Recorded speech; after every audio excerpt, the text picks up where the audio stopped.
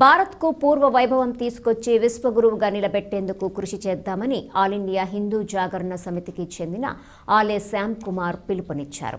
అయోధ్యలో శ్రీ బాలరాముని ప్రాణప్రతిష్ఠ చేసిన సందర్భంగా రాజమండ్రి ఆర్ట్స్ కళాశాల ఆవరణలో శ్రీరామ ఉత్సవ సమితి ఆధ్వర్యాన భారీ హిందూ సంగమం పేరిట సభ నిర్వహించారు. ఈ సందర్భంగా శ్యామ్ కుమార్ మాట్లాడుతూ దేశంలో హిందువులు శక్తివంతంగా ఉంటేనే దేశం శక్తివంతంగా ఉంటుందన్నారు. హిందువులు సంఘటితంగా లేకపోతే దేశం శక్తిహీనం అవుతుందని హెచ్చరించారు. దేశానికి స్వాతంత్ర్యం సిద్ధించి 77 ఏళ్లైనప్పటికీ స్వతంత్రత ఇంకా రాలేదని ఆయన పేర్కొంటూ ఇంకా పరభాష వంటి వాటితో కొట్టుమిట్టాడుతున్నామన్నారు. అందరి శ్రేయస్సుని కాంక్షించే హిందూ ధర్మం చాలా గొప్పదని ఆయన స్పష్టం చేశారు. కాకినాడ శ్రీపీఠం వ్యవస్థాపకులు పరిపూర్ణానంద సరస్వతి స్వామి సందేశమిస్తూ భారతదేశం కోల్పోయిన ఉనికి అస్తిత్వం 2024 జనవరి 22న అయోధ్యలో బాలరాముని విగ్రహ ప్రాణప్రతిష్ఠతో తిరిగి ప్రారంభమైందన్నారు. ప్రపంచమంతా అయోధ్య వైపు చూసేలా ఆ రోజు కార్యక్రమం సాగిందని ఆయన గుర్తు చేశారు. YCP parliamentary chief whip MP Margani Bharat Ram మాట్లాడుతూ కళలకు పుట్టినిల్లు ఉభయ తెలుగు రాష్ట్రాలకు సాంస్కృతిక రాజధాని రాజమండ్రిలో ఇంత పెద్ద ఎత్తున హిందూ సంగమం నిర్వహించడం పట్ల సంతోషాన్ని వ్యక్తం చేశారు. నందం గనిరాజు జంక్షన్ వద్ద ఛత్రపతి శివాజీ విగ్రహాన్ని ఏర్పాటు చేస్తానని హామీ ఇచ్చారు.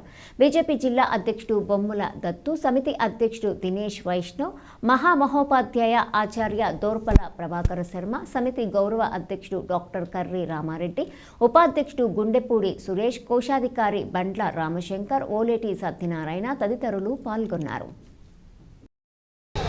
మరి ఇవాళ అయోధ్యలో అంత పెద్ద గొప్ప కార్యక్రమం జరిగితే రాజమహేంద్రవరం కళలకు పుట్టినిల్లు, 2 తెలుగు రాష్ట్రాలకి కూడా సాంస్కృతిక రాజధాని. మరి ఇలాంటి ప్రాంతంలో ఇంత గొప్ప కార్యక్రమాలు జరగడము చాలా చాలా ఆనందంగా ఉంది. ఈ కాలంలో మనం అందరం కూడా జీవించినందుకు, రాముల వారి యొక్క అయోధ్య మందిరాన్ని మనము కళ్ళతో చూసినందుకు మన అందరి యొక్క పూర్వజన్మ సుకృతంగా భావించాలని ఈ సందర్భంగా తెలియపరుస్తూ, మరి ఈ రోజున ఈ వేదిక మీద నుంచి మీ అందరికీ కూడా ఒక ప్రామిస్ అయితే ఇస్తా ఉన్నా.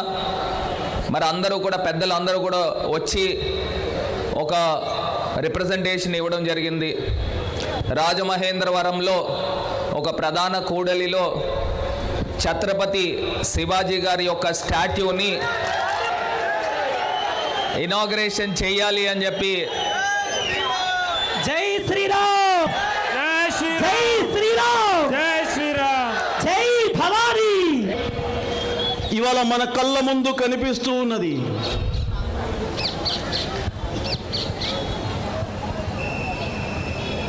హిందువులు ఈ దేశం యొక్క వారసులు. హిందూ సమాజము శక్తివంతంగా ఉంటే ఈ దేశము శక్తివంతంగా ఉంటుంది. హిందూ సమాజము బలహీనమైపోతే ఈ దేశము బలహీనమైపోతుంది. ఎందుకంటే హిందువులు ఈ భూమికి సంబంధించిన వాళ్ళు, ఈ మట్టికి సంబంధించిన వాళ్ళు, ఈ మట్టిని ఈ భూమిని నమ్ముకున్నటువంటి సమాజము హిందూ సమాజము మాత్రమే.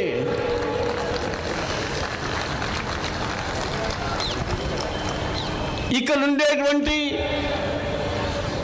పవిత్రమైనటువంటి నదులు ఇవన్నీ మాకు పవిత్రము అని చెప్పి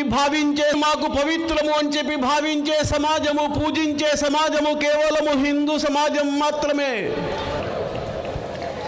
ఆనాడు భూమండలాన్ని పరిపాలించాలి అనంటే ఈ భూమి మీద జీవించేది మానవ జాతి, పశువుల జాతి, వృక్ష జాతి, ఇలా ఎన్నో జాతులున్నాయి. అన్ని జాతులని సమన్వయంతో, ఏకభావనతో